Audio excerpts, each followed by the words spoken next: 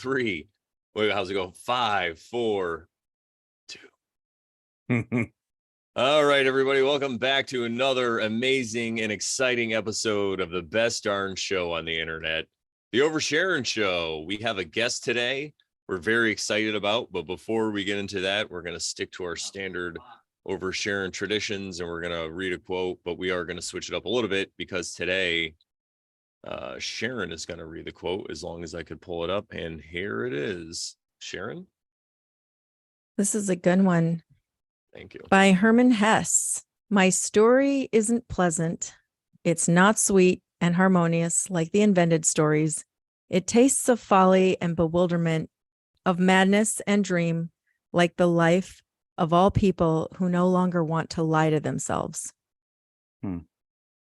Indeed. Amazing. And I think it's great because he died. Well, not great, but he died in 1962. If he could have just lived for like 14 more years, he could have witnessed my birth. It would have been great for him. All right, so everybody, we also pull a card every show after our quote. So I'm going to pull a card from the Thoth deck, which is a deck that was created by Aleister Crowley. And I know a lot of people have some like different opinions on Aleister Crowley, but we here at the Over Sharon Show have the view, well, I know I probably speak for Sharon when I say this, but no matter what your view is on somebody, especially somebody like Aleister Crowley, we're never going to know, right? Because we weren't there, and we all know about history and how it's twisted and inverted. Yeah. And the other thing is, even if he was this evil person who was like a devil worshiper, do you think that it's possible that the creator of this whole wonderful realm and experience we're having, call him God if you'd like, do you think it's possible that if Aleister Crowley thought of himself as this trickster, that maybe God played a trick on him? It was like, oh, if you want to be a devil worshiper and create this tarot deck, I'm going to make it a beautiful, useful tool for people in the future, despite all your efforts. So that's kind of how we view the tarot. We just look at it as a tool, right? And not the all end all be all. We don't even actually ascribe any kind of power to it. But I think we can get into that a little later. Here we use go. it as a synchronicity. Yeah, exactly. We have the Princess of Cups here. Oh, that describes me pretty nicely. Yeah. Got to get your bow on. Yeah, really. But yeah, I like this card. It's got this princess here, right? And she has this dress that looks like a shell. So there's a lot of, and then you see even a turtle in a shell, a lot of shell and a fish, a lot of water references here. And princesses are like a page in a normal deck of cards. So it's it represents whatever that element is. So for cups, it's water, and it would represent maybe an apprenticeship in that, or a beginning, or some kind of beginning of mastery in that, and also like a youthfulness. So Sharon, do you have anything you'd want to say about the card? Or no, sorry, I'm still distracted by my not being ready and having technical difficulties before the stream. How dare you? I have Sorry.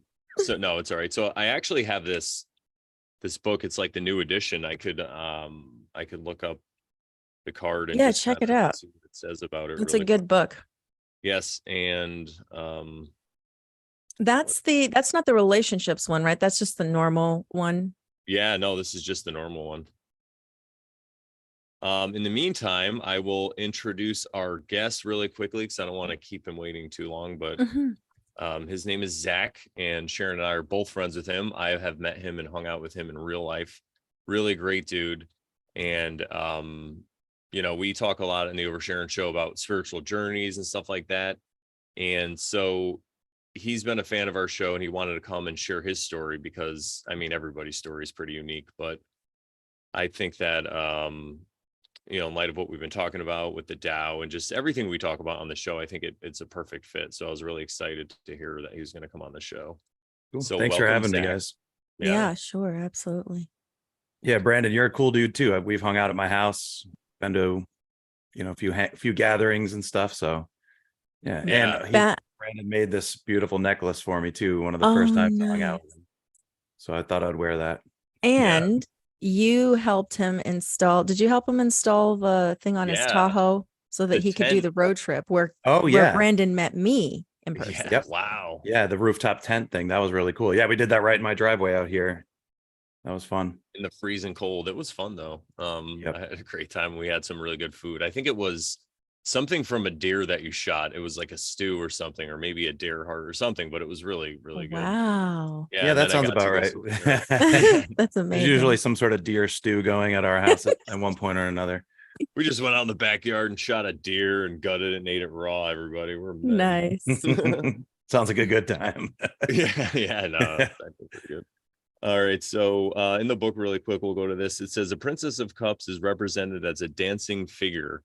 She is free, not imprisoned by emotions. For a swan rising above her head shows the independence and freedom she has gained. She has cast off the bonds of possessiveness and manipulation. Freed from jealousy, she is surrounded by grace, kindness, and clarity. I like that because I feel like Wow. that's kind of what we're going to be talking about a I little bit. totally thought so. Yeah, But in there's a definitely spiritual some synchro in there for sure. Holy smokes. Yeah, and I'll give a, I guess I'll talk quickly about the tarot. Kind of, I talked about again, we view it really as a tool because we use it through synchronicity. We don't ascribe power to it. Now, that's not to say that the tarot doesn't have any power or couldn't have power over somebody. It's just like any tool, like a gun, for example, right? You can use that gun. Obviously, everybody knows the examples, you can protect yourself or you can rob a bank or whatever. So it's a tool. But the thing is also you could get obsessed with the tarot or a gun or any tool, and you could put it on a pedestal and think that the only thing that's ever going to help you is the tarot. And just like with any information that you would consider like occulted or hidden or like this hermetic stuff, it can be dangerous. And I was just talking about this yesterday because we're restarting the Tarot Bowl podcast. Very excited. So Ashley and I recorded an episode, but I was talking about this kind of stuff where if you come across information or even truth, no matter what it is, even if it's like the truth about the Kennedy assassination or like questioning it, if you come across some truth, it could be dangerous in a way if you haven't done some kind of work to really get to know yourself, because it could send you on several, like rabbit holes and just spiraling in different directions. And I think it's attachment to it. Yeah, attachment for sure. I think you have to know when to let things go and know when to kind of make your own decisions. But we use it really as a guide just through symbolism, because I feel like symbolism is a great way to communicate throughout the ages. So that's kind of our view on it. Like I said, we don't really ascribe any power to it, but there's always a warning, because if somebody's not ready, and you just start following the tarot, you can be led by fear or any kind of any emotion or whatever into different actions that you wouldn't otherwise take. Right. So that's my little caveat on the tarot. Yeah, that makes sense. I could see people kind of building their whole personality around it. So where they, just ascribe to whatever that says, they're going to have to try to manipulate their lives to fit what the cards are saying versus, like you said, using it like a tool. So that makes sense. Yeah. Oh, and one other thing too is not all tarot readers have the best intentions in mind for their people that they read for their clients, because it might not even be a conscious thing, right? But if you have to go to somebody else for the answers all the time, they could kind of string you along and keep you going, especially if they have some of this occult or whatever information, even if it's just about human behavior, if they have more than you do, because we all know in this society, we're really not taught a lot about human behavior for some reason.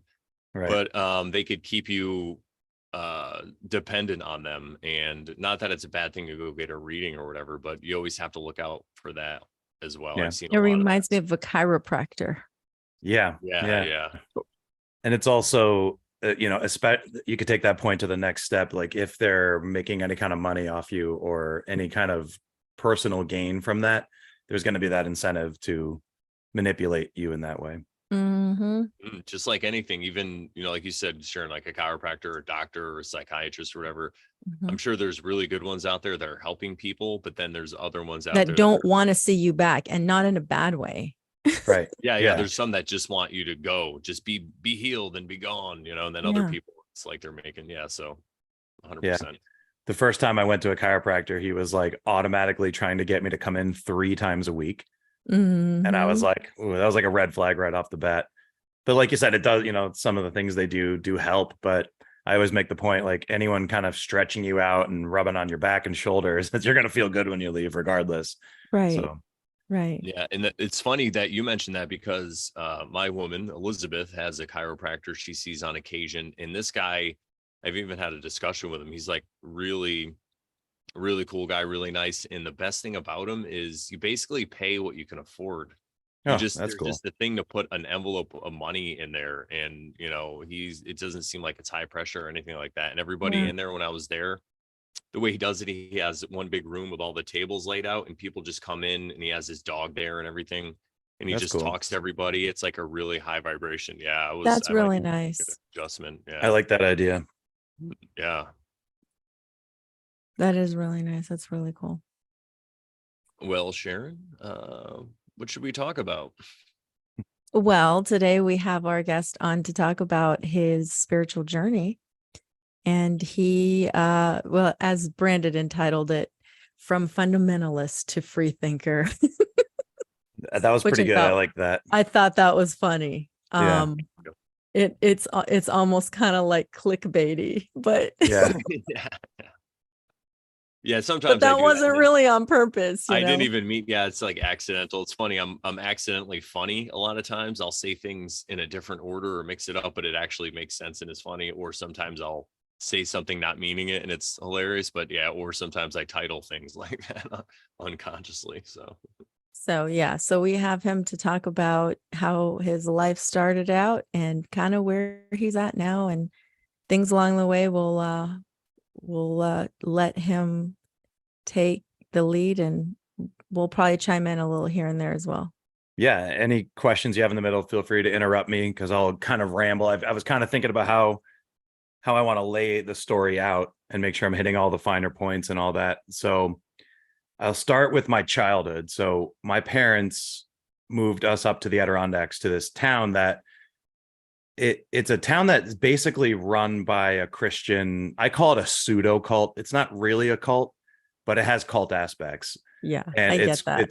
It's non-denominational Christian, but it's very fundamentalist, very legalistic. Mhm. So, an example would be, some movies could be bad for you, so you're not allowed to watch any movies. Some music could be bad for you, so no music unless it's Christian music. Yes. Right. So it's like an all or nothing kind of thing. Like if you were, and most of the parents I knew, most of the kids I grew up with, their parents worked there. Their parents were involved in it. It has a Bible college. It's got a kids camp. It's got a youth camp, and then it's got like an adult retreat center. So it's like 4 different campuses. So if you can imagine the amount of staff that takes to operate, most of the people that lived in the town worked there. And then all those people went to the same church. I even went to their Christian school as a kid. So when I say fundamentalist, it was very much the type of church where, and anything of the world is bad. We're not going to tell you why it's bad. It's just bad. And if you even think about any of those things, you're bad and God doesn't like you. Obviously they didn't say these things directly at you. Right. It's like implied. It's implied, right? So I do have a quick question for you. Yeah. Did they have a name for themselves, or was there any figure that was important to them or anything like that? Yeah, it's called Word of Life, and I'm sure people have heard of it. It's Okay. upstate New York. They're pretty big. I mean, it's a pretty big organization. All right. I've never heard of that one, but okay. So basically growing up, I thought that any kind of, I'm trying to think of a good way to put this. So I'll say it like this. Everyone in the church had this Sunday face that they would put on, and then they would have their hidden life behind it. Mm-hmm. So they were, everyone had the perfect family, the 2.5 kids, the suit and tie, and everyone was always smiling and everyone was always happy, and nobody ever drank, nobody ever smoked, nobody ever had sex outside of marriage. Like any of these taboo Christian things were so like taboo, and you don't speak about them. The problem was they would never tell you why these things were bad. They just said they're bad and don't do them. Right. Mhm. So you grew up like with all these like worldly things being really demonized. And like I said, there's this like kind of mask that they would wear.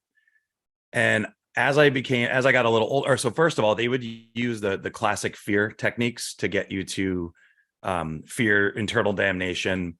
Like if you do any of these bad things, you're gonna, they were telling you at like 5-6 years old that you're gonna burn in a lake of fire if you sin, and they really laid on the guilt.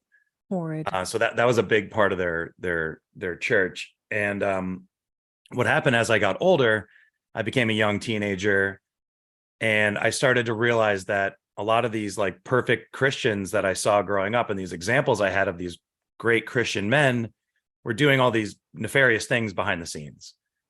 Like there was a guy that was like one of the top guys on the campus. He got caught stealing people's credit cards and using it to pay for porno sites.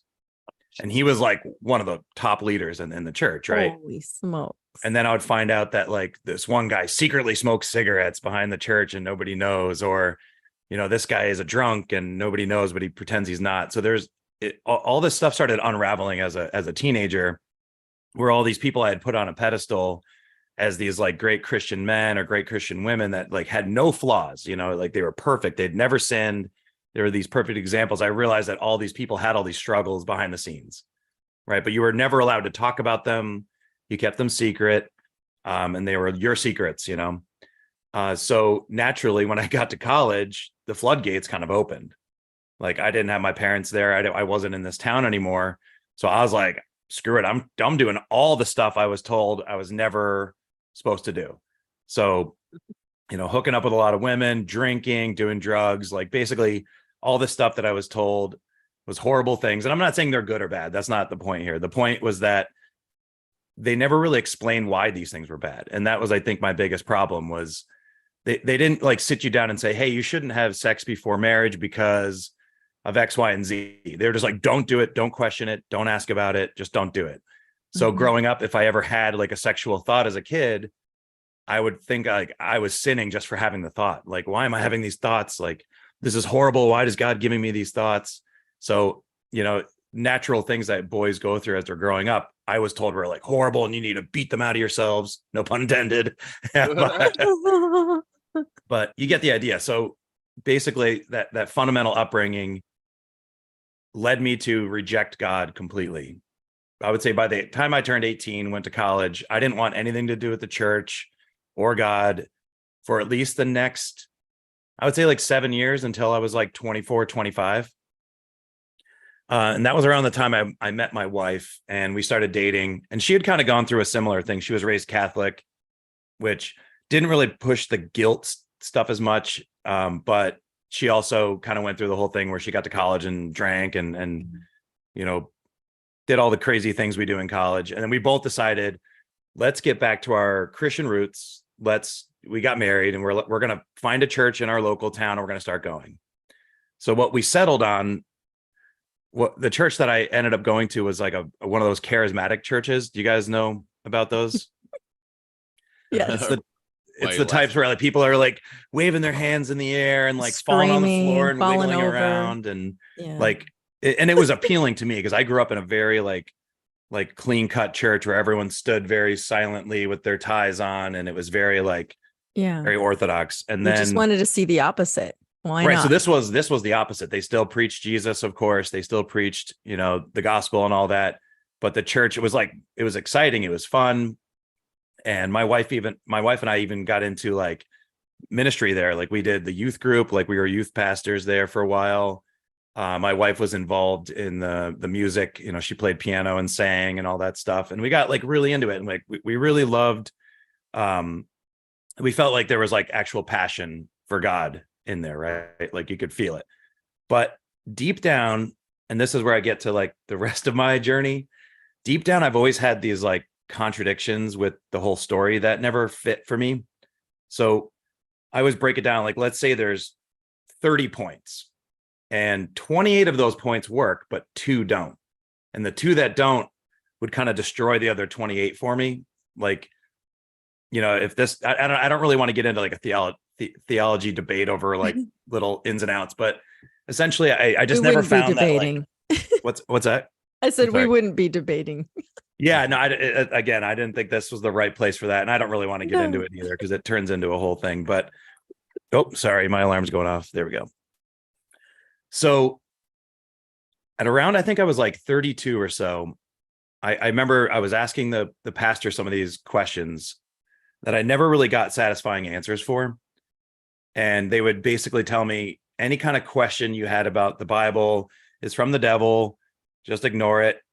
Don't read outside texts. Don't question it. Because if you question it, that's like basically the devil trying to get you away from Christianity.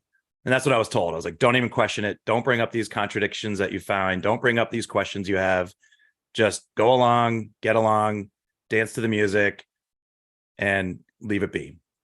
So I basically decided that my family, I led the march against it, I guess, that we were going to stop going to church for a while. I was like, we're going to take a break.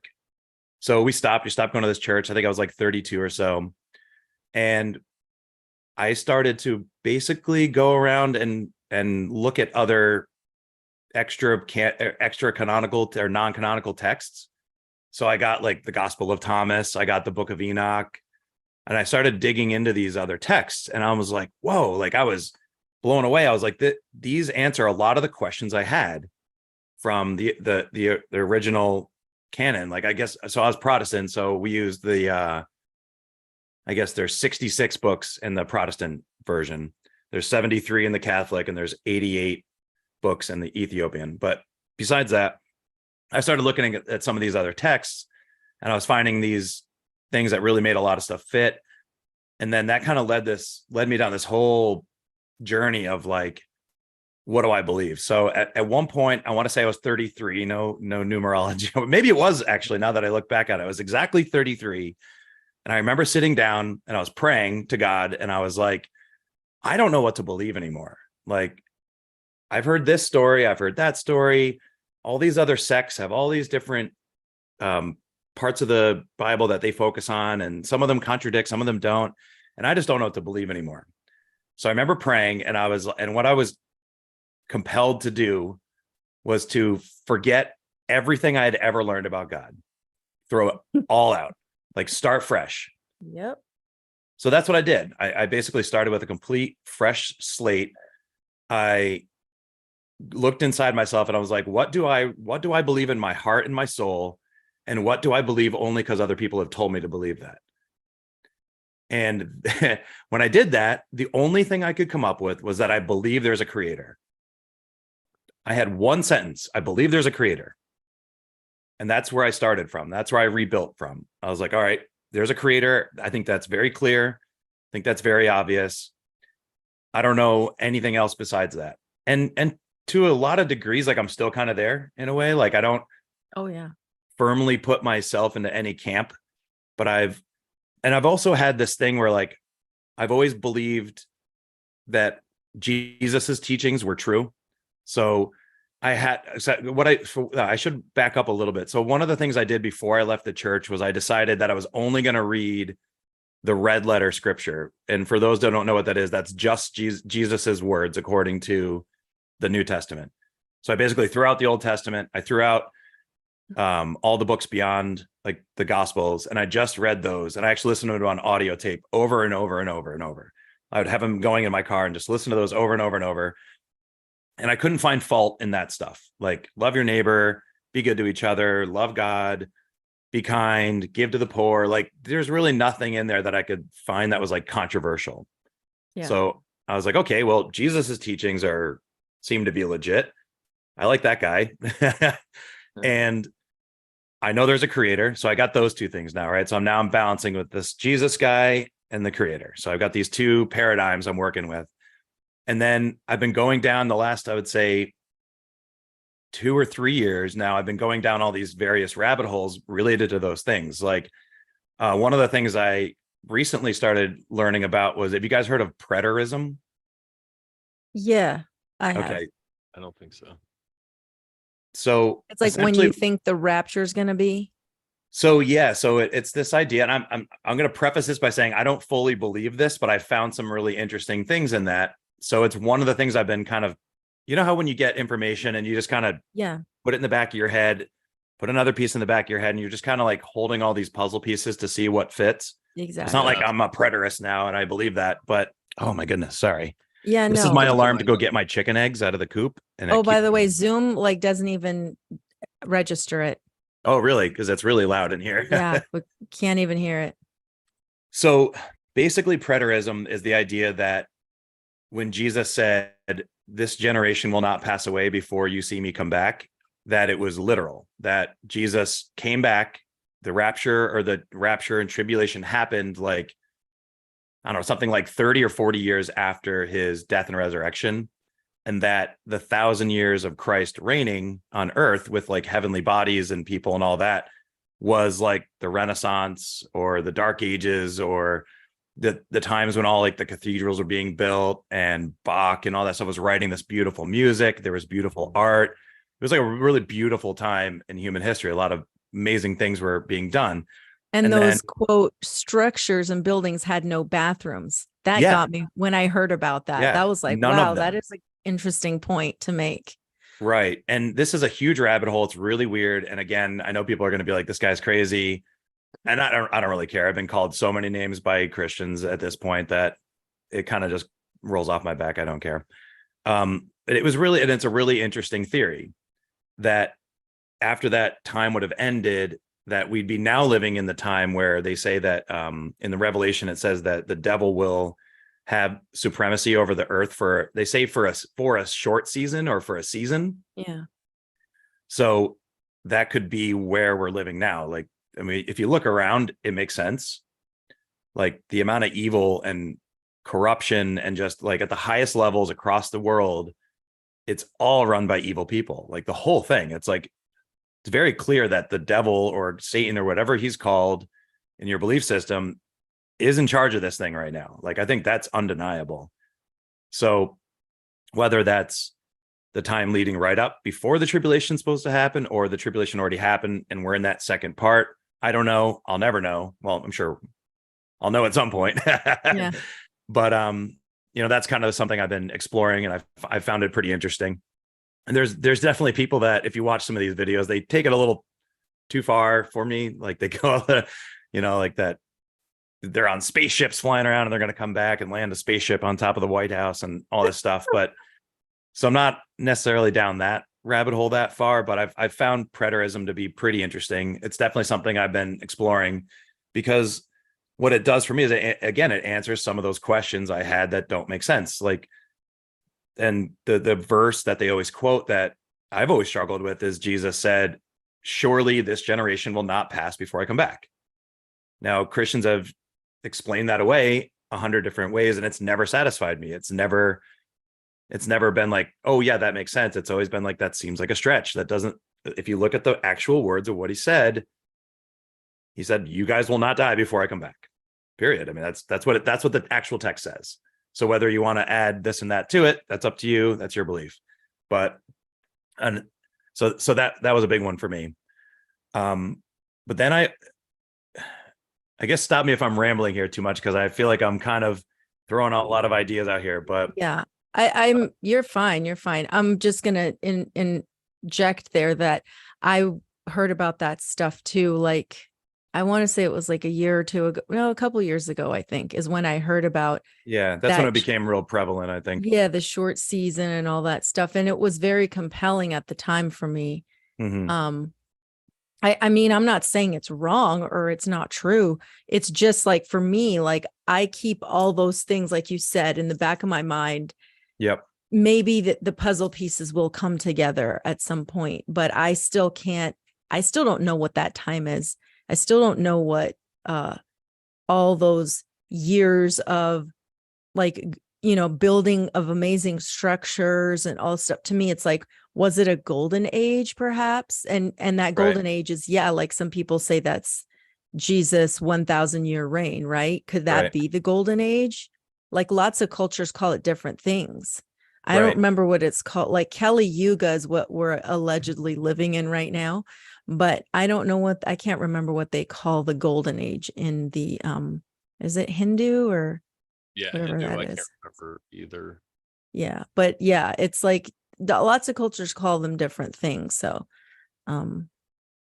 I just kind of like tuck those things away and Right. like, because I want to see it from like a bird's eye view perspective, Sure. Yeah, I find that like all of these different pockets of conspiracy or truther community topics, you can take, I always like to break it down, like I said before, like say there's 30 points that they make, these same 30 points, and 25 of them really make a lot of sense, but 5 don't. And then you take the next topic and the same thing, maybe they have 20 points and 18 of them make sense, but 2 don't. So, and those 2 or those 5 points that don't fit the whole rest of the narrative, a lot of people will just throw the whole thing out because of that. But I don't. I take those points and like I said, I add them all up. And you got to take the Tartarian narrative and the preterism narrative and the, whatever other narratives I can get my hands on and go down a rabbit hole. I kind of just pull what I can from it and try to piece it all together. But I think that's the journey of life. I think that's what we're meant to do. We're meant to constantly be learning about new things, constantly challenge our beliefs, and constantly add to our little bank of knowledge in our heads and put all these little puzzle pieces together as we go.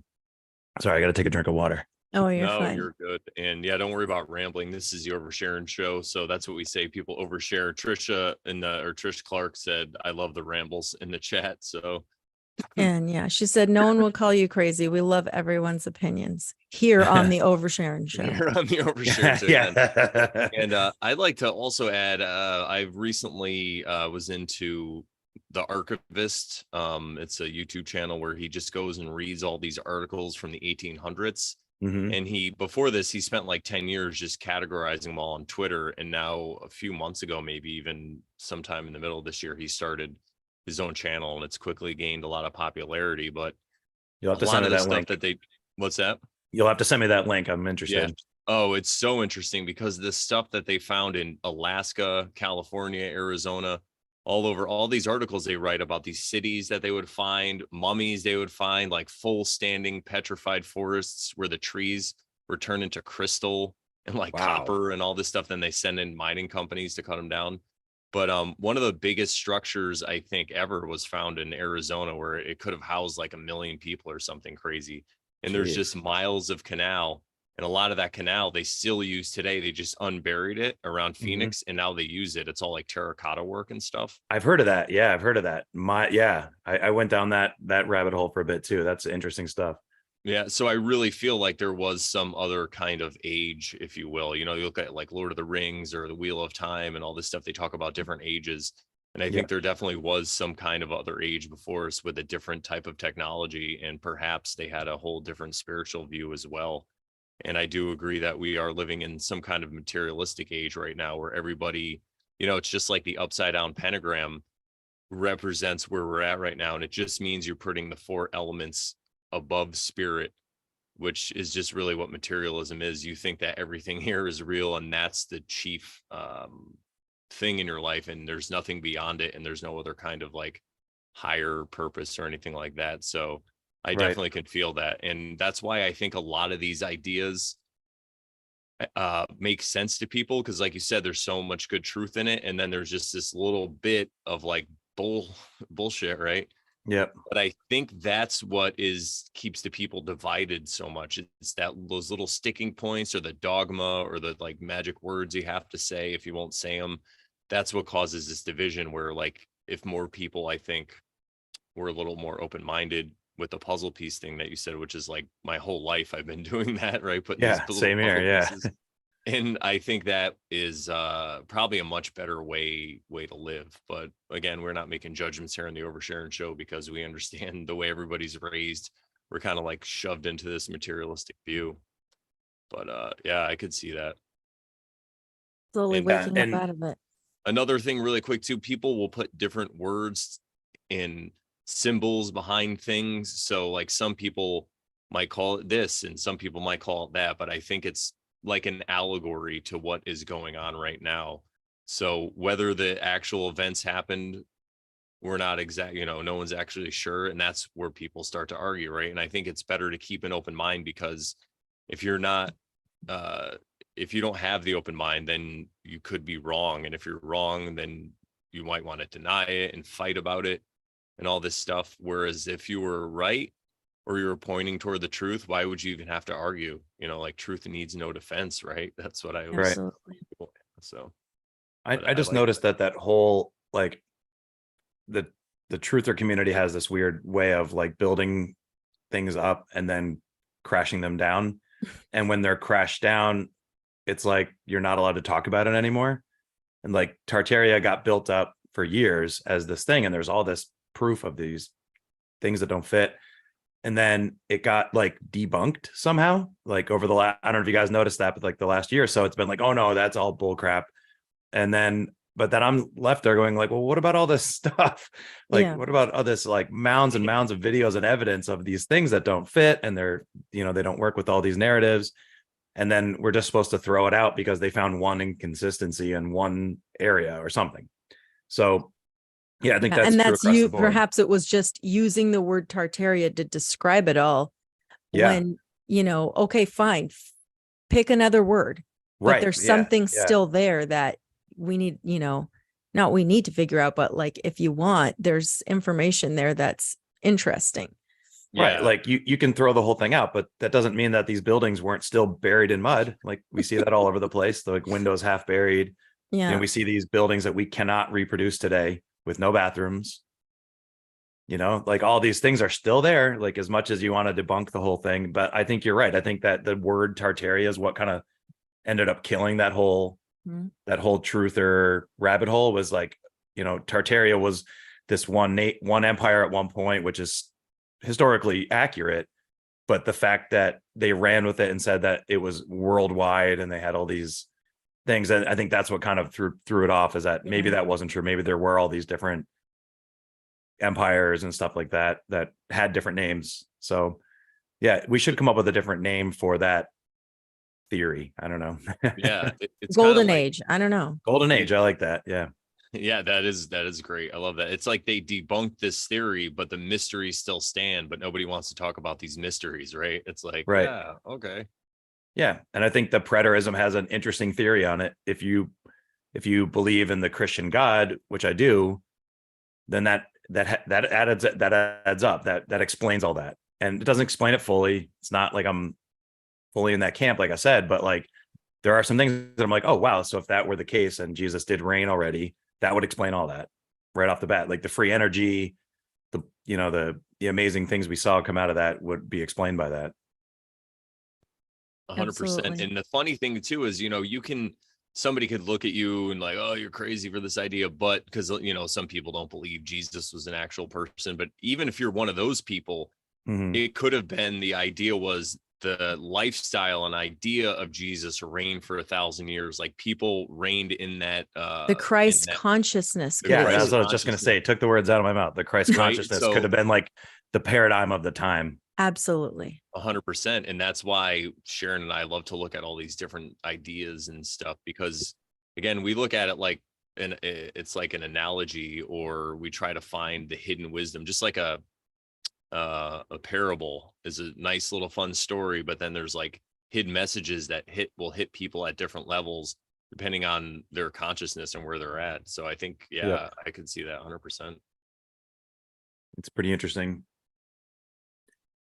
So if you want, I can get into the last one that I've been going through lately. And I'm trying to find the word here. I'm looking off. It's called Martianism. Okay. So apparently there was this biblical scholar, I'm talking like from the years like 70 to 130, like spelled Marcion. I've heard him called Marcion too. I don't know. Yeah, Marcion, something like that. So anyway, this guy, he was swiftly kicked out and demonized because he believed that the God that's described in the Old Testament pretty often, not every single time, but like the overreigning arching God of the Old Testament was actually Lucifer. That when you hear the word Yahweh, he's actually talking about the evil one. And I've gone down the rabbit hole on that, and it makes a lot of things make sense to me, because one of the things I always struggled with was Christianity. I'm like, we have this God who's loving, we got this Jesus guy who says all these great things, but then you got this God in the Old Testament that's like having people go into Jericho and murder everyone, like murder all the men, women, and children so they can take the land for themselves. And they're like, yay, yay. You know, like you're learning Bible school when you're 7 years old that this was a triumphant victory for the Jews because they went in and slaughtered all these innocent people. And you're like, that doesn't sound like Jesus. Like, doesn't sound like something Jesus would do. Right. So like that didn't fit. And then What would Jesus do? right, slaughter a bunch of kids. And then you've got even the biblical flood story of like, let's just destroy every living creature on earth. That doesn't sound like something a loving God, or like what Jesus, it feels like Jesus and Yahweh contradict. And I've watched some videos where it says that Jesus never associated himself with Yahweh in the entire New Testament. He talks about his father, but he never says it's, never connects those two. Yep. And the other one would be like circumcision. Like Yeah. I've always had a problem with that. Yep. Like this God who supposedly created us in his image and we're perfect. But we got to slice the tip of our young son's wieners off, like to prove our allegiance to him. Like, it's fucking barbaric. Excuse my language. I don't know if I can swear on here, but you can. No. We mark this podcast as explicit because we don't know what people are going to say. I don't care. I curse all the time. I mean, not all the time, but yeah. So the circumcision thing has always been one of my biggest sticking points with the God of the Old Testament. And I mean, there's other ones. There's the slaughtering of animals to please him. That doesn't make sense to me either. Like, I'm going to create all these creatures. I want you to take your best one, your prettiest, nicest one, and slice its throat for me and let all its blood run all over the place. Like, and then burn it on an altar. Yeah, that makes no sense to me. That sounds like something Satan would do. Chopping dicks off sounds like something Satan would do. Destroying cities sounds like something Satan would do. So when you take all these things and you put them together, I'm like, Yahweh sounds horrible. I don't want to follow that guy at all. Right? I like this Jesus guy. He makes sense to me. Right? And so my thought, and the whole thing with Marchon, was that he thought like the God of the Old Testament was Lucifer, Satan, the fallen one, and that Jesus came back from the real God as God's son, and was like, dude, you guys are following the wrong guy. I'm here to like abolish all that. I'm here to like set you free from that. These are a den of vipers. These guys are, this is synagogue of Satan. He's been a liar from the start. Like all these things, if you add them up, you're like, whoa, Jesus came here to be like, oh, you guys are following the wrong dude. It's me. It's my dad. My dad's the real dude, not this imposter. And when you look at it through that lens, it makes a lot of the problems I've had with Christianity make sense. It just does. Call me a heretic, call me a blasphemer. I don't care. It makes more sense to me. So that's kind of where I'm at. And lately I've been kind of mixing Marcionism and preterism together, and they kind of fit together nicely. Like you can take those two theories and kind of mix them together, and they kind of work out. So that's the journey I've been on lately, because like I can't get over the fact that I feel like there's power in Jesus. I don't know what that means, but I mean, you hear countless stories of people defending themselves from demon possession or evil things in their house in the name of Jesus. They say it goes away, and that's happened so many times you can't ignore it. So there's something there. I don't know what that is, but it's like that's where I'm at. So that's kind of in a nutshell where I'm at. So if you guys have any questions about it or anything like that, I can expand on whatever. Yeah, we've talked about that before. The last thing you just said, but what you were talking about with the whole Yahweh and all that stuff, we've also talked about in the past a video that I came across a couple of years back by a guy named Israel Anderson. Yeah, I watched that one too. Yeah. Okay. Yeah. One of the many ones I've watched, but his is really good. Yeah. And that one is one of the ones that made me go, okay, this is making more sense. Yeah. To see the the discrepancies and the just the contradictions, Yeah. And then the other thing is people will use the word Lucifer, which is interesting because it really was one word, and I can't remember. I think it's in Isaiah or something. I can't remember where it's at, but where it was translated into the word Lucifer in Latin, which just means light bringer. So Right. it's not even supposed to be associated with anything evil. Right. And what it was about, I think it was about a king or something in that time period. It wasn't, if I'm not mistaken, but people have turned it around into something evil and negative when it wasn't even the original word in the first place. And they used the word Lucifer. And so when they translated it to English from the Latin, they kept the word Lucifer in that one verse. And that kind of turned into everything we know today about. Yeah. how it And got that's where you demonized. have the inversion of like Lucifer being an evil thing when it Right. only just means light bringer. The part of that Israel Anderson video that I found the most fascinating was the Garden of Eden story. Yeah. And what I really like that he does, and this is what I've done in my life, is I take the text literal and I try not to add anything to it. Because I do find that a lot of the Christian stories, they take a verse and then they add all these assumptions on it. And then you hear these assumptions your whole life, and then you go try to find them in the Bible and they're not there. And I'm like, well, where did we get that from? Where, like, that's something I've heard my whole life as being in the Bible, and it's not there. And like when he breaks it down, that Yahweh lied to Adam and Eve and said that if they ate it, they would die.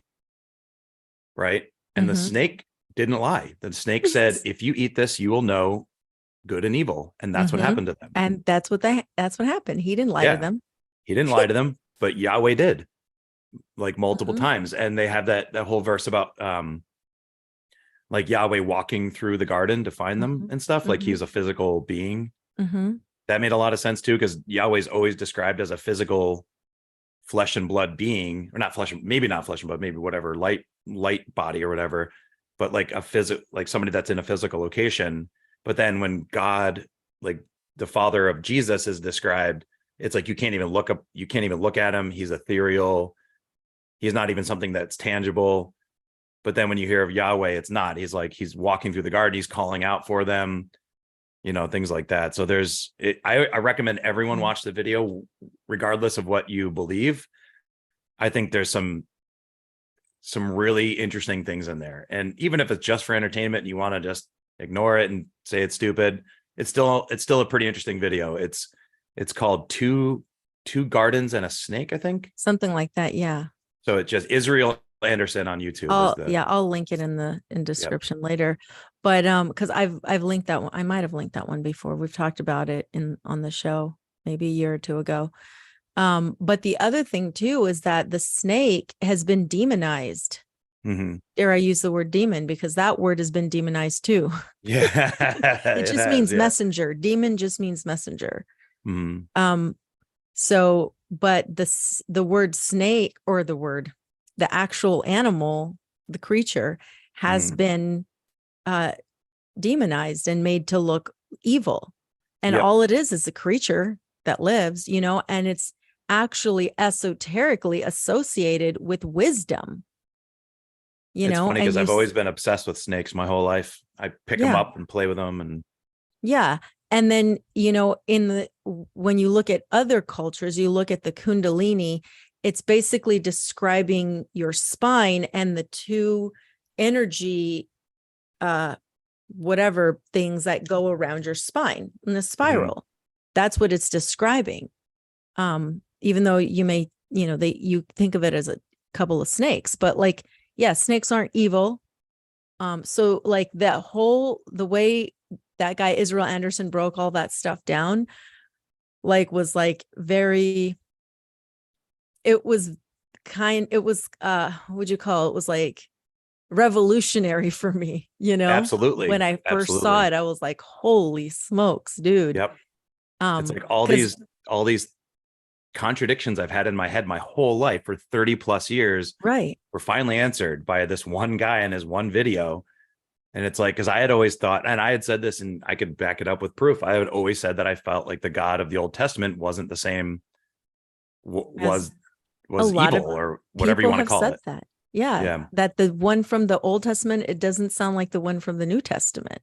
Right. Right. A lot of people have made those connections, but somehow because of indoctrination through religion and churches and Christianity, unfortunately, Yep. you are made to have this cognitive dissonance of like, yes, but no, or no, but yes, Yep. of like, it is the same God, but because how can you believe that, like you were saying, the Father of Jesus, the Heavenly Father, Mhm. is loving and kind and good, and yet in the Old Testament, before Jesus is born, he's asking them to do all these murderous, hateful, horrible, atrocious things. Yep. It just clashes. How can you, it's cognitive dissonance, because how can you have those two things in your mind at the same time and say, oh, it's the same thing? It's not the same thing.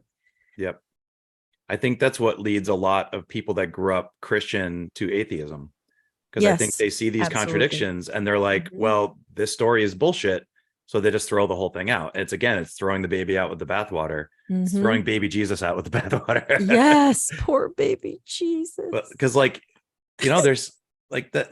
And thank God, I never went down the full atheism route. I just like knew God was real, but just ignored him for a while. Like, I know you're up there. I just want to do my own thing for a while. You didn't know. The thing is, you didn't know what to do with it, right? I did a similar thing where I kind of had a similar growing up as you did. Fundamentalist, college, I'm like, wait, I'm kind of opening up my eyes. I wasn't so brash. I was not as out there, but I was starting to see some things.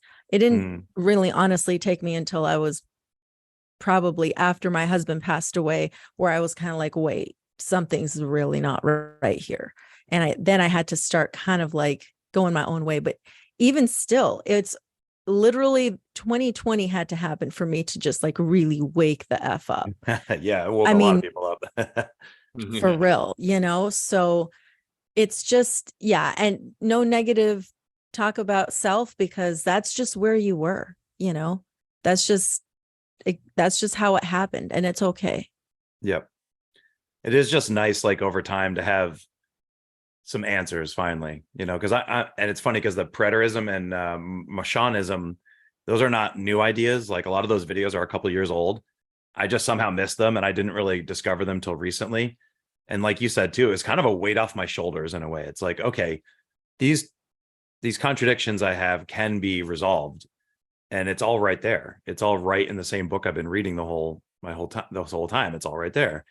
So that was refreshing, to say the least. Mm-hmm. I mean, it does make perfect sense too, especially if you look at the origins of the actual Bible, like how the version we have, or the many versions, were put together by the Romans, by Emperor Constantine, everybody, from the Roman Empire. I think he kind of just like stuck his finger out to check the weather and was like, in the wind direction, he's like, oh, we got to switch this belief system up we have. We're integrating all these people from other places. How are we going to control their mind? And I think that's kind of religion. The organized religion form, I think, is just a form of mind control, kind of like any other cult, just like government or the medical industry, for example. Allegedly, YouTuber, just, I'm a comedian. It's a joke. I'm playing a character. Yeah, I'm doing a character. I'm a crazy conspiracy theorist. Yeah, but and we talk about this a lot on the show, where it really just breaks down to the ideology of a slave versus the ideology of a master or a free person. And when we say slave and master, we just mean over your own mind. Are you a slave to that voice in your head that keeps telling you can't do what you want to do, and you have the ego, to do the this? negative thoughts. yeah, and all the negative thoughts, because if you are a slave to that, if you take the as above, so below principle, somebody else is going to come in and be your master. And not that it's always a bad arrangement, but as long as you're consciously aware of it. But if you are a master of your internal self and you have a lot of less of this turmoil going on inside, and you could actually choose your and create really your own life and kind of follow the path I think that God set out for you. Mhm. And that's really what we talk about. That's all this is about. And I totally understand the backlash from Christians because of the dogma, right? You have these Yeah. certain things you can't question. It's just like Yep. any other cult, right? If you question these core things, then you're going to get ostracized and made fun of and harassed and all this stuff, or Yep. kicked out, or I whatever can't tell it you how is. many Telegram chats I've been kicked out of just from, and it's, it's something as simple as maybe the God of the Old Testament was the devil. They're like, oh, you're banned. You're out of here. And I'm like, we can't even just discuss this. We can't, like that's the thing that drives me nuts. Like, at least discuss it. You can Yeah. not believe it. You can say it's rubbish, but when they start ad hominem attacking you and, and just calling you all these names and calling you stupid, and it's like, it's just a thought. It's just an idea. It's just something I'm playing around with in my head. It makes some sense. Some things add up, some things don't. So like, why does it have to be that I'm a bad person for thinking this, and that's what I get from a lot of Christians, is that, how dare you, how dare you question anything? And that's what I've heard my whole life from pastors, from youth leaders. It's always been, you're not allowed to have these questions. The fact that you even have them alone is from the devil, and you need to repent and ignore them, because if you let these thoughts seep into your head, you might lose your salvation. You might burn in hell. And that's what it always boils down to is, and actually, I think, let me bring this point up, because I've been thinking about this a lot. Like, why do Christians get so angry when these things come up, and why do they get so defensive? And I really feel like there's this guilt that's built into you, where if you don't fully toe the line and fully defend every aspect of the Bible, then you could risk burning in hell. Right. So that's subconsciously in the back of their head all the time. So they feel like they have to be keyboard warriors for God and defend every aspect of what their pastor told them, or they might burn in hell, because if they question it at all, boom, they might lose their salvation. They're gone. They're in hell forever. And that whole burning in hell forever thing never sat well with me either. Like, I get the idea of judgment. I get that. I just don't see how, and I've used this example a million times. I'm not the only one to do this, but I'll just throw it out real quick. But it's like a guy that lives in South America in a jungle somewhere, who's like the nicest guy in the world. He's the best guy in his village. He's super generous. He's always like picking papayas for everybody and like fixing their grass skirts for free, and like really great guy. Never heard of God ever in his life, and he dies. Jesus, never heard of Jesus in his Never life. heard of Jesus, never heard of God at all. Just never heard of any of it. I'm blank slate guy. He dies, and then he burns in hell for eternity. Right. That's the same questions I always had. Yep. And the fact that, like, okay, what I always thought too, what happened to the people before Jesus? If Jesus saves you, what happened to them? Right. Because he wasn't even here. Right. Are they just I always had that question. Made no freaking sense. Yeah, it doesn't make any sense. And I've heard all the Christian apologetics where they try to explain it away with these big lofty word salad explanations, and it just doesn't fit. Like, you can do all that and you can say, well, that's our explanation. That's the church's official explanation. And I can come back and say, that doesn't make any fucking sense. Yeah. And I call bullshit. Yeah, I call bullshit. And then the other one is like, the other example you can use on the other side is, you got this guy who, like, a murder and an R person, because I know you can't say that on YouTube, does the R word to a bunch of women, murders a bunch of people, is just horrible, horrible, horrible person his whole life. And then a week before he's set to be executed, he like literally has like an emotional breakdown. He gets down on his knees and he asks God for forgiveness, weeping, tears in his eyes, 100% genuine, just falls down and just begs God for forgiveness, asks Jesus into his heart. He's killed a week later and he goes to heaven. Right. So like, how is that fair? How is that justice? That doesn't, and I don't know, like these there's so many contradictions in the salvation and damnation story that I can't say I can't wrap my head around, because I understand their position. I've heard their position 1,000 times. It just doesn't fit. It doesn't mesh for me. So they're going to have to do better. Yeah. And you also have the references made to reincarnation in the New Testament. We've talked about this on the show before, where one of the apostles asked Jesus, why is this man? Why was he born blind? Was it because of something he did in a Or his previous life or parents' something like that? sin. Yeah. And yeah, we even went back and broke it all down. So it's like Yep. these little clues that are left in there for people who, because I don't think so. When people talk about organized religion, and like I even mentioned Constantine and all this stuff, I still have the point of view that he might not have been an evil person. He might just have said, hey, I'm going to rule these people because they need a ruler and we have to do something. So we're going to tell them this, but we might leave clues in there for a person who is a potential master, and then they could figure it out and they don't need our support. They could go be sustainable or do whatever they have to do. So I Right. don't even think I'm not even coming at it from like a judgmental point of view. So, but yeah, because if you take the concept of reincarnation, it really does leave a lot of or it really makes a good argument for like actually learning lessons in this. And then some people will they say, well, then why would you forget? If you have a life that you lived, why would you forget, and why would you wake up and not know it? Because how are you going to learn anything? And I think that if there wasn't this forget that when we woke up or whatever it was, or if there wasn't this connection, we wouldn't truly be bonded into this realm. We wouldn't actually believe it. And so therefore we couldn't learn any lessons, because we would know that it's all a dream or whatever, where now we kind of can Yeah. figure that idea out, that it's about that, but there's no positive proof. So we always have to take it on faith. So it's like another element of this. So Yeah. I feel like living multiple lifetimes, even if it's not the same person, because I think that also people can fall into reincarnation thing and say, I lived a past life as it was my consciousness exactly. I really more feel like we're all kind of part of this consciousness, and then it gets split, and then all of a sudden, because I really feel like we're energy on the other side of this, and then we get split into this physical realm, so-called physical realm, and we have to, like, piece at a time, we have to figure it out, and then kind of elevate. So I don't even think that I, like Brandon, lived past other lives, just maybe parts of me.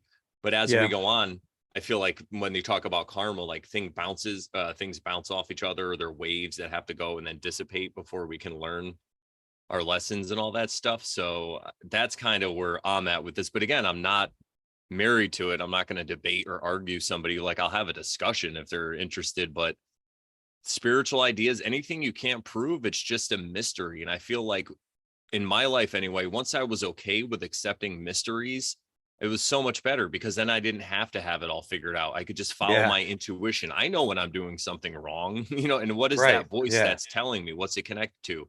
Maybe it's God that it's connected to, and maybe I'm supposed to act like Jesus. That's why I look like him almost. But yeah, 100%.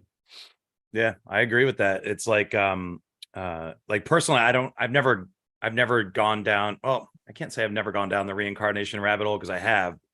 I don't prescribe to it personally, but I like what you said about like a hive consciousness, that like parts of it break off, because I think that each human that's ever existed is unique, so that reincarnation doesn't fit into that mindset. That has a, you know what I mean? So like, I think to me, it's always like limited. Like, I've always felt like reincarnation has this like limited mindset. I'm not picking on you. this is my thoughts on it. Oh yeah. That, Well, like, I think just there's really only it so just many souls depends to on go how around. you define how you define reincarnation too. And I think Yeah, because I had never heard it sold. said like you just said, and that makes a lot of sense, where it's like little splits of an overall consciousness. Yeah, I think that's how it gets sold in a new age way, because it really has to do with attachment, because it lets people not fear death, which is a good thing. I don't think you should fear death, but it makes them say, oh, I'm going to be me in the other life. When I die, I'm going to come back as a cowboy or whatever, an astronaut. I'm going to fly to Mars. And so it's another kind of like, I guess, escapism or trap or whatever. But yeah, that's why I always like to explain myself for when I talk about reincarnation, because it's such a loaded word, just like any of these words we talk about, like God, right? Or, Right. And everyone's got spirituality the correct name that you're supposed to use for all these different things. Right. That always drove me nuts too. I'm like, that's why I always say like the evil one, the devil, whatever you want to, whatever he's called in your Yeah. life view. But we all know who we're Exactly. talking about. And I watched I watched parts. My woman watched this whole Netflix series about cults, and I walked in and watched parts of it, but they talked about jargon, how all these cults have their own jargon. And it's the same, like I play poker, and it's the same thing. Like all the poker players have this jargon at the table that everybody knows and they use, and they feel like they're in this cool group. It's the same thing. Mhm. Yeah. Yeah. Mhm. It's Oh. very true. Yeah. Another example I was going to bring up, I think I brought it up the last time we talked about reincarnation. Maybe that was last week. But it was when Jesus said, "Who do people say that I am?" And some people were saying, "Oh, some say that you're Elijah." Like Oh you're yeah. so like the spirit of Elijah coming back Yep. into another being, right? So it wasn't the same, right? Because he was Jesus, not Elijah, but the spirit of Elijah, like the whole Yeah. like I could see that. Like you come back as a new unique thing, but like, with the I don't know. And there's another similar example of that where in Revelation, I can't remember exactly who, but like 2 or 3 Old Testament figures were supposed to prophets. come back. Yes. Prophets were supposed to come back and Yes. walk the earth in like modern Yeah. times. Yeah. So I also wonder too, if you apply preterism to that those guys already existed. They already walked the streets of Rome and were killed. Like that already all happened possibly in that mindset. So it's really fascinating stuff. Actually, it's really fun. And like I said, because I always try to like preface everything, but like even if you don't believe it, it's still a fun thought experiment. Like at least let yourself experience a thought experiment. Read if you're a Christian listening to this, pick up some non-canonical ancient text and read them. What's the harm? Read the Book of Enoch, read the Gospel of Thomas, read some of these books that we're told are evil, Right. and you might glean some knowledge out of them. Or you might say, oh, this solidifies what I already believed. This is nonsense. But if you just shut it off and you're like, I'm not even going to look at it, Wow. that's just wrong to This me. made me, what you just said made me think too of like people who are like, let's say they're religious and they're Christian and they have a certain sect that they belong to, whatever. And they're totally okay with reading fantasy and novels and other stuff. But God forbid they read like the Book of Enoch or the Book of Joshua or, Yep. extra biblical canonical texts, because God forbid that's, it's evil or something. It's like, Right. but you're okay believing in some, like you're cool, like injecting yourself into this fantasy world that someone here, like in the like 20th century, 21st century wrote, and you're okay, like fantasizing and believing in that. And that's cool. And, like wizards and, all this stuff. And you're cool with that, but you're not cool with it in real life. Like, what if that was real? What if that is real? Right. Maybe that's based on real stuff. Exactly. Or I like think even Lord like of the Rings is based on our past. Mostly, I really have a feeling that a lot of that stuff is a lot more true than we want to admit. The Lord of the Rings. yeah, absolutely could be. As I've been I mean, listening to it, I'm kind of like, holy smokes, I wonder, right? The Silmarillion stuff too, and the Silmarillion story of creation I talk about a lot. But yeah, if you haven't looked into that, just look into that part. It's crazy about everything was basically created with sound and singing. That is, I mean, God spoke the word. It's vibration, it's energy. 100%. Yeah. And the other thing I was thinking about is, how you go to these churches and you're not allowed to question, right?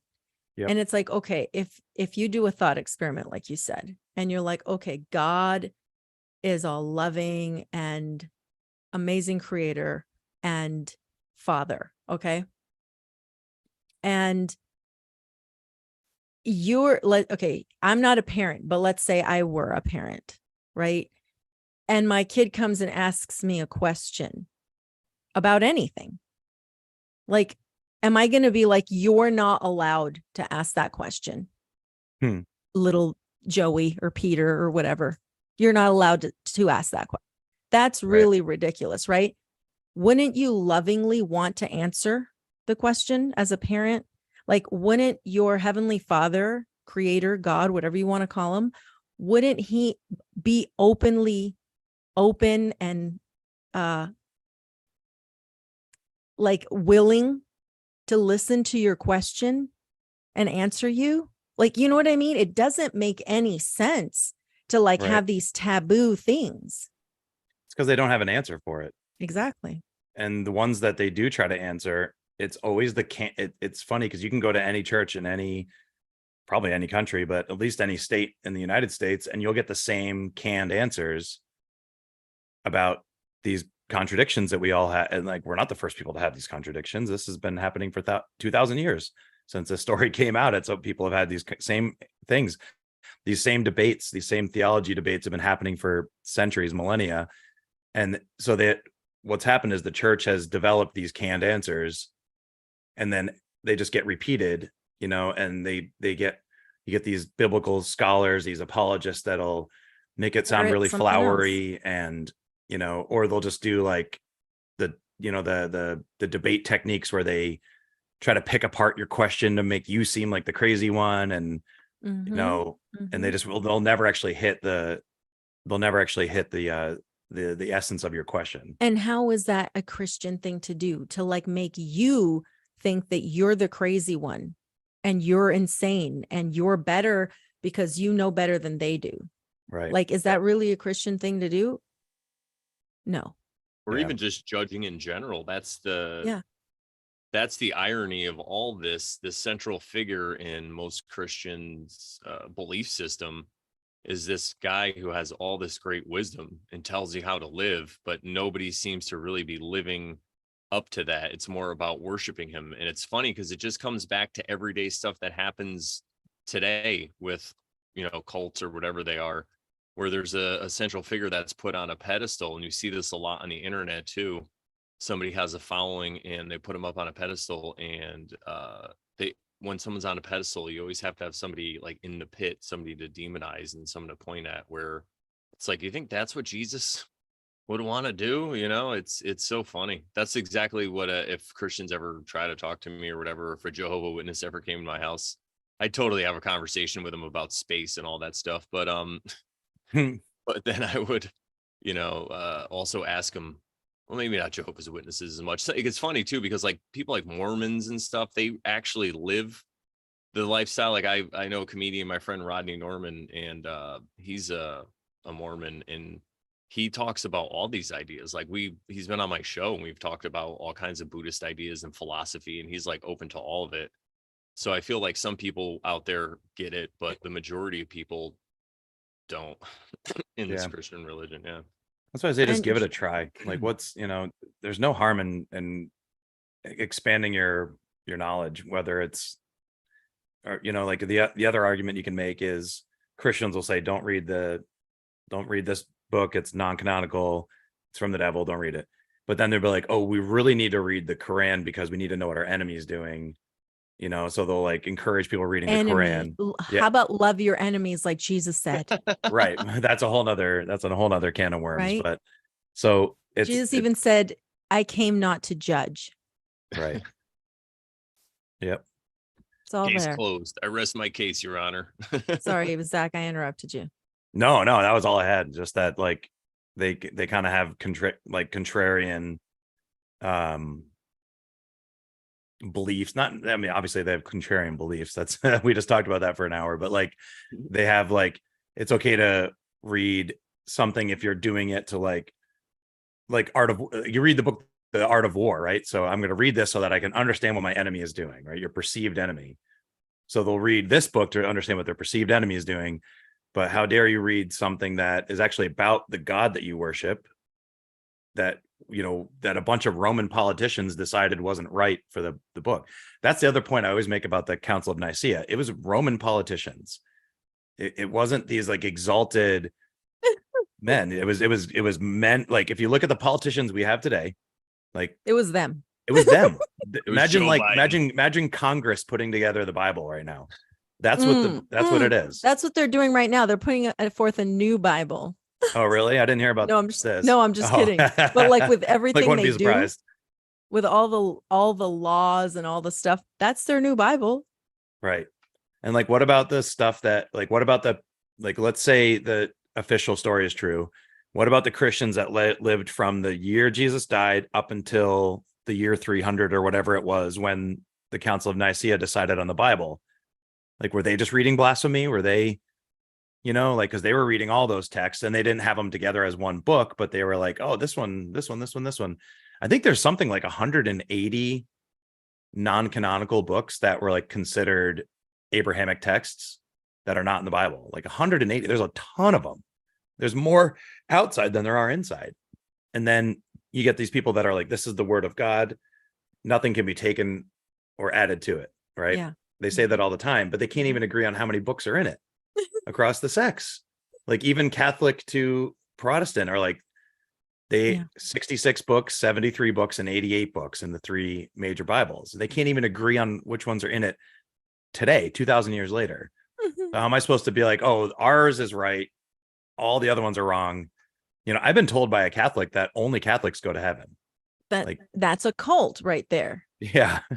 When you have that kind of like mentality, that's a total cult. Yep. And I'll preface this with not all Christians, because I know there's going to be people that are like, I would never say that. I never, of course, we're speaking in generalities. Yes. I'm speaking about my personal life experience too. This is things I've heard from pastors, from other Christians. Mine too. Yep. 100%. Yep. Yeah, I went to Assemblies of God church from like 4th grade to 6th grade.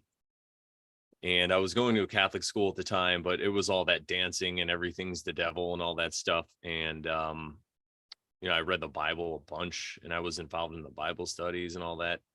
And after that, I kind of just wandered along. And even in the Marine Corps, they have like church and stuff you can go to, and especially in boot camp. And they have one of those crazy dancing around churches.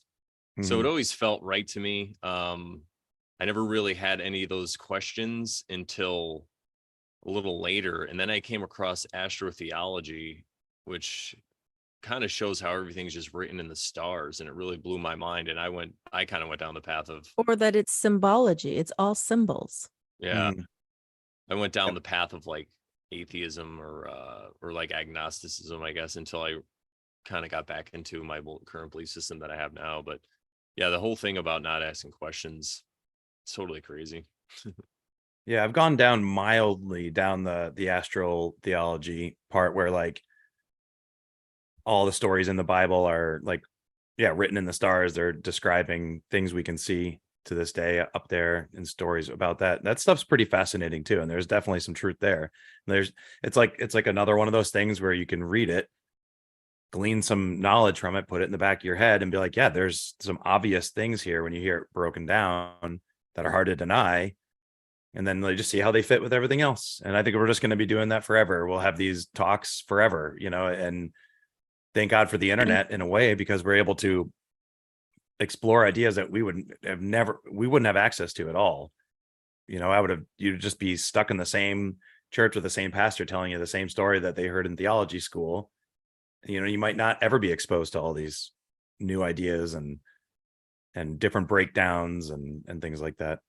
Yeah. And also it's like, how much more wondrous would it be if the story is written in the sky and we could see it every night? You know what I mean? Right. That's what people don't think of. And I had this, it's kind of an off beat thought, but since we're talking about stars and space and stuff, I was thinking about this last night because I was looking at the moon, and I think it's almost full. Tomorrow will be a full moon.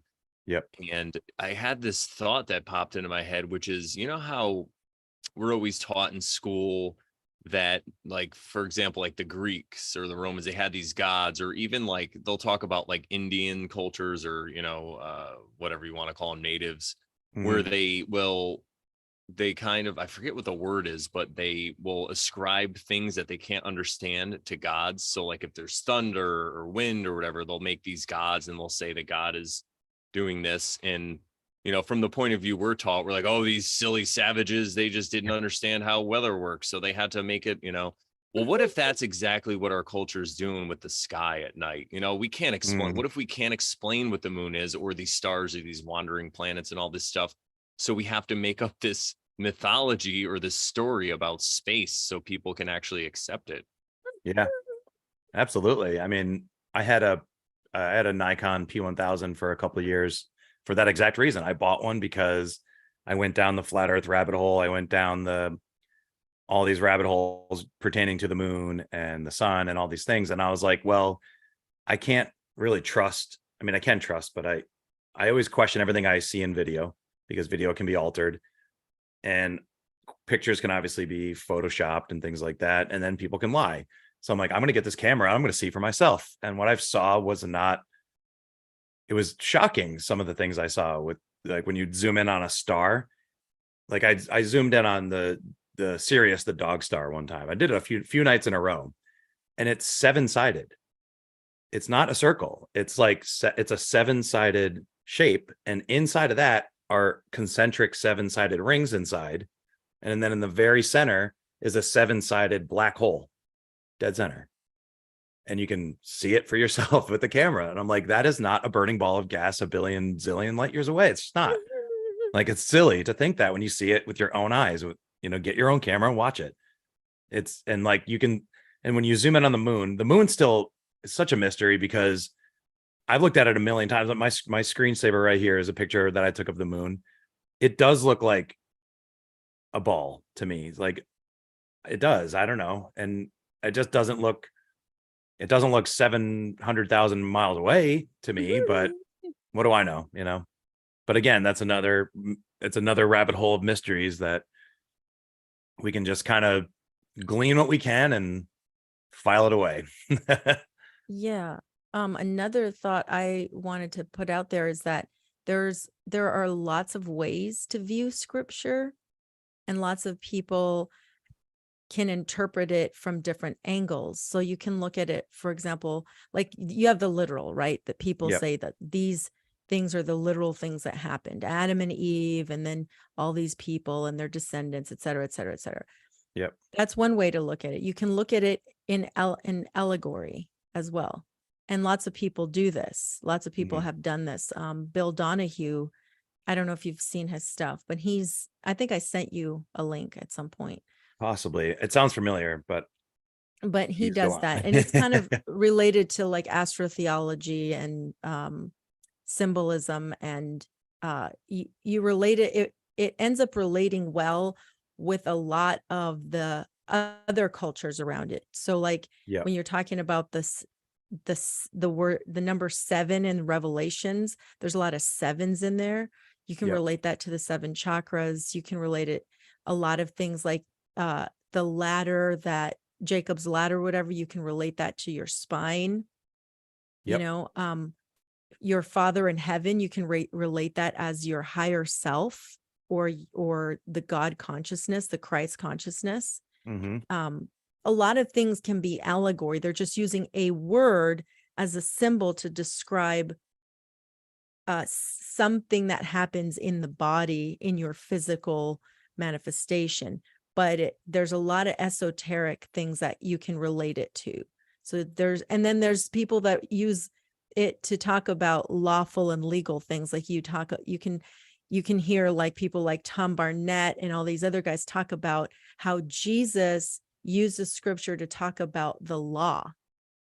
And even Aaron Abke's getting into it. He just recently did a show with Cal Washington about the lawful legal type stuff, but he's also very like metaphysical, spiritual type, and he talks about that, but then he recently started getting into the topic of the lawful stuff. So that's also an interesting rabbit hole to get into.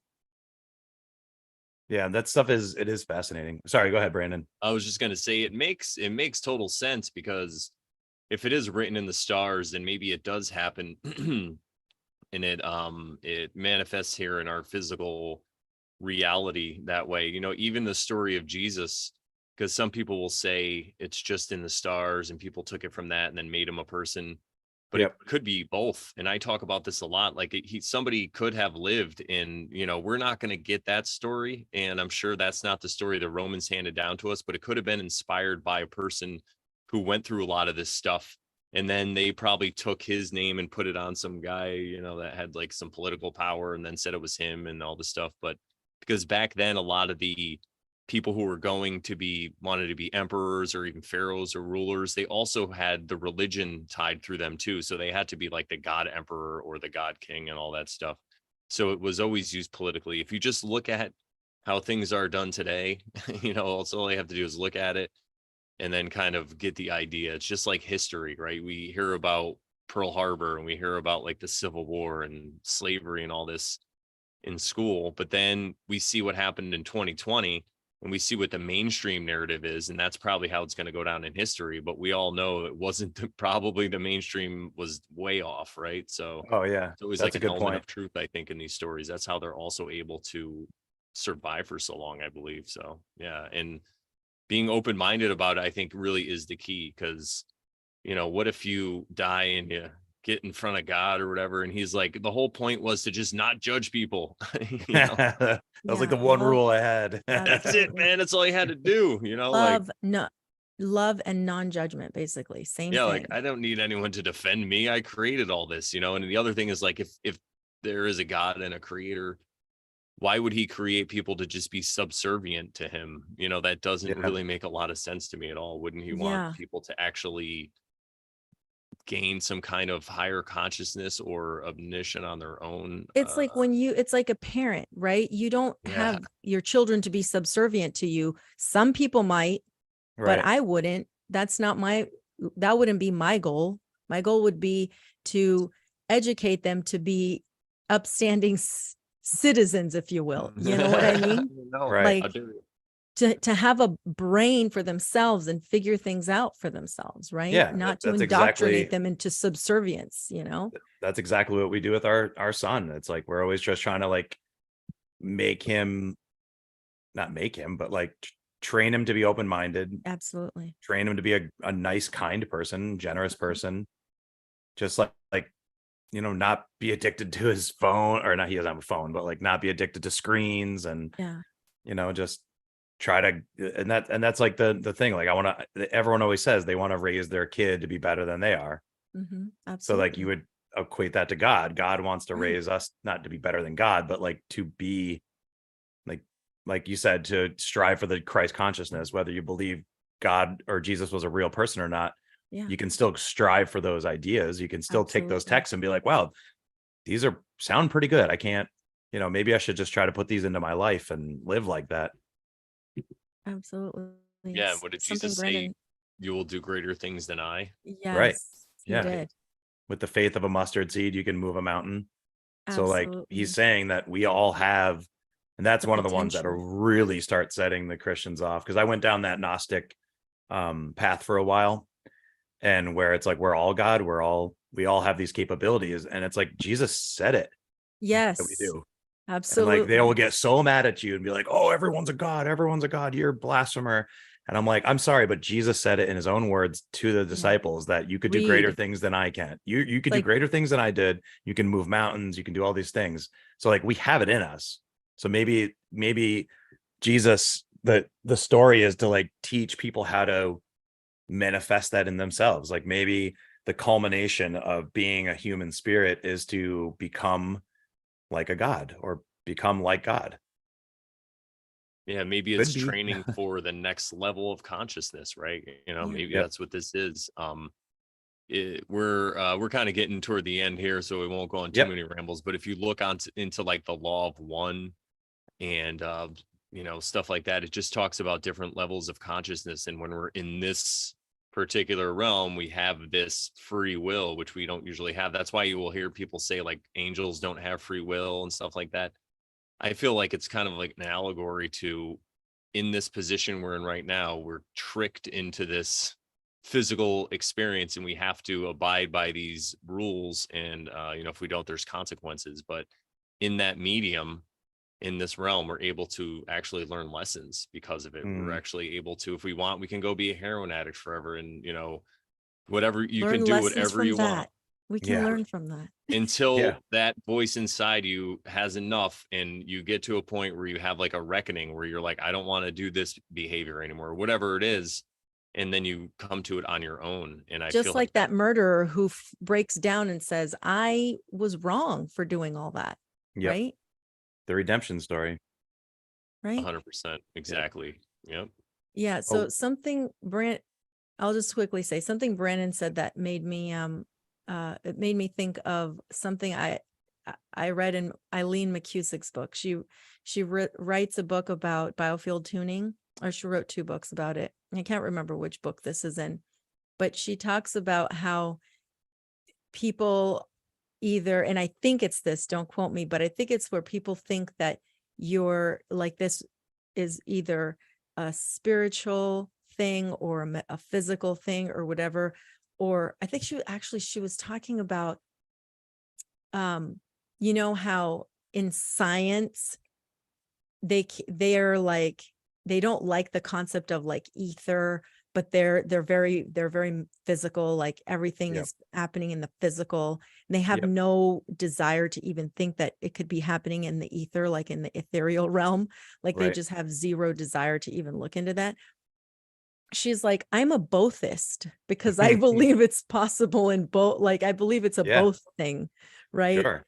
Which reminds me also of a little meme thing that I saw the other day, that says, I'm an omnist, a person who does not claim any one religion, practice, or belief, but finds truth in them all, which I really resonate with. Yeah, you sent me that. I like that. Yeah. So Yeah, 100%. Well, this has been great, Zach. Do you have any other final thoughts or anything you want to leave us with before we end the show and I do the plugs and stuff? Yeah, I do feel like God is telling me to talk to the Christians that are watching this right now. And what I want to say to you is get the book of Enoch and read it. Get some extra biblical texts and read them and really pray on them. And one of the other ones I'd really recommend to open up your mind that is not contradictory to the Bible at all, and it really helps understand it, our universe is the Kybalion. So highly, highly recommend reading the Kybalion, Book of Enoch, Jasher, Gospel of Thomas, and just keep expanding from there. And then use that to cross-reference with the Bible that you've grown up with too. And have an open mind and pray. mhm. Absolutely. Great words of wisdom. Yeah, the Kabbalion, I really enjoy that piece of work. It's really It's awesome. One of the most life-changing books I've ever read. It's really good. Good. Yeah. Well, and thank you again, Zach and Sharon. You have anything? I'm just gonna give a shout out quickly, I guess, to the chat. Yeah. Thank you guys so much for hanging out. We didn't really interact with you guys that much in this episode, but I think that's okay because you guys seem to be loving it and we're bringing up some great points. So Gordy thank you guys. says, Gospel of Mary, read it. There I you haven't go. read that Gospel one yet. I'll definitely check that out. Yeah. I think I actually have it over here somewhere Need to look because it I've up. I got probably have it somewhere too in my little stack over here. a the book book that's of supposed to Enoch. have all the extra Yeah. I was going to say extracurricular, all the extra biblical text all in Canonical. one big book. And I haven't really dug into that yet. So I've done some of it, but Yeah. I have some. I have this whole shelf, I think. And then a little bit of the bottom one has some of those all extra canonical and extra biblical, whatever texts in there. So Yep. Can I make one suggestion for you guys? Yeah. sure. Can you guys start a Telegram group where we can like post links and stuff related Oh to no, the... you can join our Telegram group. We have one. Oh, you have one. Okay. Yeah. Yeah. Send me the link. Mhm. I'd love to join. Yeah, Yeah. we have an Oversharing Telegram group where there's a bunch of fun, like-minded people in there. And sometimes we meet up and go hiking and stuff when Sharon's in this area because some of the people are in this area. So yeah. Yeah. You and I aren't too far. So let's do it. Let's do it again. We've gone hiking before. Let's do it again. Yes, Great. 100%. Let's do it again. All right, everybody. Well, thank you guys again for the chat. If you want to support us, the best way to do that is to just subscribe to the Brandon Bonanza YouTube channel. Thumbs up, share this stuff with people you think that might find it interesting. And also you can go to morelawsmoreproblems.com. That's my website that I've had now for over 10 years. Check out my blog. You could check out all the stuff that I wrote. Even from 10 years ago, I was nailing it, and I didn't exactly have the same worldview that I do now, but I was still pretty much nailing it, if I do say so myself. And another thing I wanted to announce too is like I was saying earlier, my Tarot Bowl podcast with my friend Ashley, that we've covered basically every card in the whole tarot previously, and we took about a 2-year break, but we're back. So the first episode is going to come out this Saturday. Normally they're every Tuesdays, but we're going to do one this Saturday at 11 a.m. We're going to premiere it on YouTube. And then, I'm sorry, it's going to premiere, the podcast is going to premiere, but I think the video on YouTube, I'll stand by for that because I might do that on Tuesday as well in the morning. But check that out. And yeah, what do we say to the good people, Sharon? That once you start oversharing, Then you totally stop being a Karen. And remember, we're not telling you how to live. just how to live a little more simply. That's right. All right, guys. Thank you, guys. We'll see you next week. Take care. Thanks for having me All on. right, bye, guys. Bye.